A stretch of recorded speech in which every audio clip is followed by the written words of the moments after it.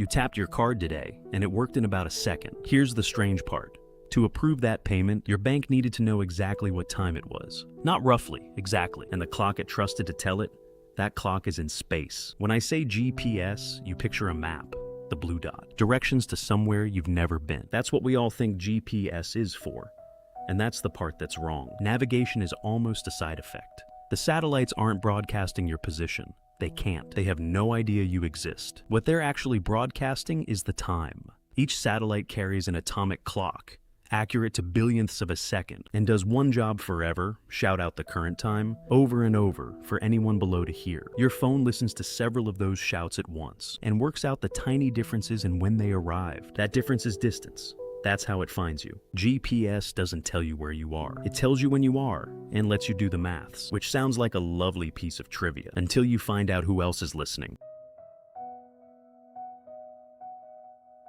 Because it turns out an atomic clock in the sky, broadcast free to the entire planet, is the cheapest precise time anyone has ever been offered, and the modern world took it. Mobile networks use it to keep towers in step, so your call doesn't collapse as you move between them. Financial exchanges use it to timestamp trades in the right order, because when millions of trades happen every second, who went first is a legal question. Power grids use it to keep alternating current synchronized across whole countries. Banks use it to sequence transactions. None of these systems advertise it. Nobody's card terminal says timing provided by satellite. But underneath the payments, the calls, the electricity, and the trades, there is one shared heartbeat. And it is coming from about 20,000 kilometers above your head. And the clocks themselves are a small miracle of stubbornness. Each satellite carries several, ticking on the vibration of atoms. A rhythm so consistent it would take millions of years to drift by a second. They have to be that good, because light moves about 30 centimeters in a billionth of a second.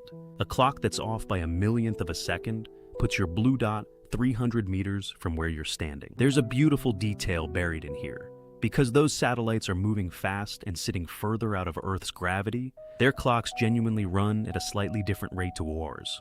A consequence of relativity, measured in millionths of a second per day. If nobody corrected for it, GPS positions would drift by kilometers within a day. So every satellite is deliberately built to tick slightly wrong on the ground, so that it ticks exactly right once it's up there. Einstein's homework, quietly running underneath your card payments. Now here's the part that should make you sit up.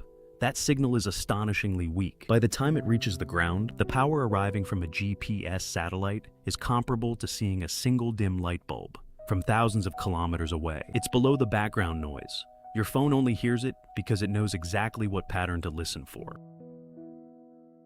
And anything that faint is easy to shout over. A jammer the size of a phone charger, cheap, illegal, and sold online anyway, can drown out GPS for hundreds of meters around it. Drivers buy them to hide from work tracking systems, then drive past airports and hospitals with the thing plugged into the cigarette lighter, having no idea what else is listening. There's a worse version too. Spoofing. Instead of blocking the signal, you broadcast a fake one that's slightly wrong. The receiver does an error. It doesn't warn anyone. It simply believes you, and quietly reports the wrong time to everything downstream, which raises the obvious question: why is anyone still relying on it? There are alternatives. Ground-based timing networks, atomic clocks you can buy and keep in your own building, fiber links that carry time between cities. They all work, they all cost money, and they all need maintaining. GPS costs nothing, arrives everywhere, and has been almost perfectly reliable for decades. So, thousands of separate organizations, each making a sensible decision on its own, quietly chose the free option. Nobody planned for the whole economy to depend on one signal.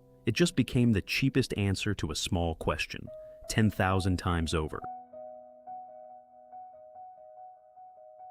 In January 2016, the US Air Force decommissioned one old GPS satellite, routine housekeeping. But in the process, a tiny error slipped into the time being broadcast by others.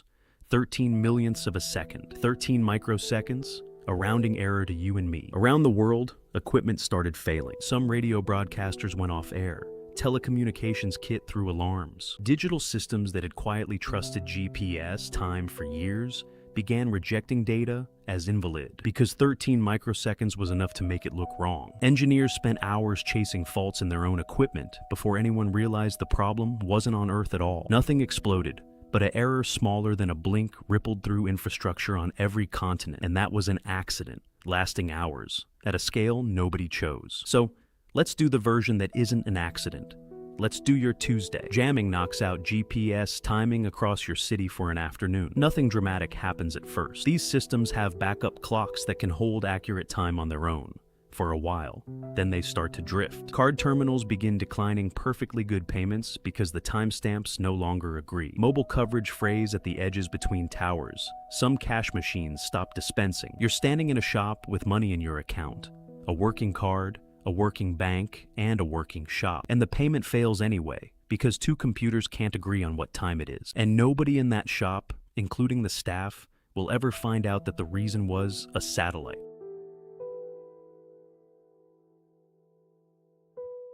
Here's what I love about this one. We think of infrastructure as things you can touch. Roads, cables, pipes, power lines. But the modern world runs on something with no physical form at all. Agreement about the time. Every system you depend on is quietly nodding along to the same beat. And the conductor is a constellation of clocks in orbit, broadcasting a signal fainter than a distant light bulb to a planet that mostly doesn't know it's listening. GPS was never really about knowing where you are. It's about everything down here agreeing on when. So the next time your card goes through in under a second, remember what had to happen for that to work. A satellite told the truth about the time, and everything below it believed.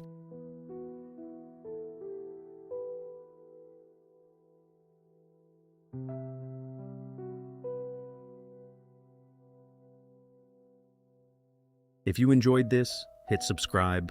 There's more where that came from.